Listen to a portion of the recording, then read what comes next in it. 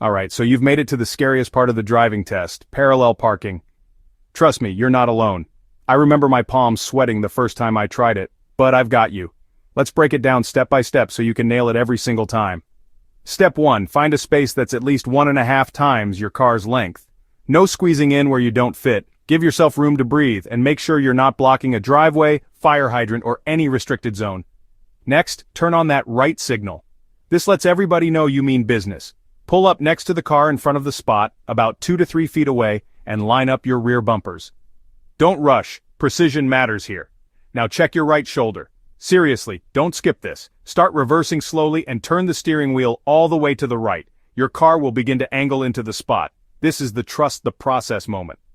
Once your front bumper clears the other car's back bumper, straighten the wheel. Keep moving back slowly. You're halfway there.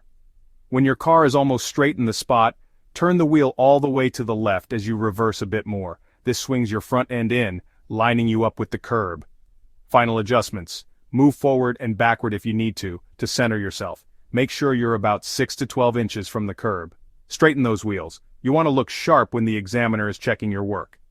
And don't forget, every time you move, check those mirrors and blind spots. Go slow, keep it steady, and always watch for pedestrians, cyclists, or any traffic sneaking up on you. That's it. Parallel parking isn't about magic, it's about practice and staying cool under pressure. You've got this. Just take it one step at a time, and show that examiner you're ready for the road. Good luck, and drive safe.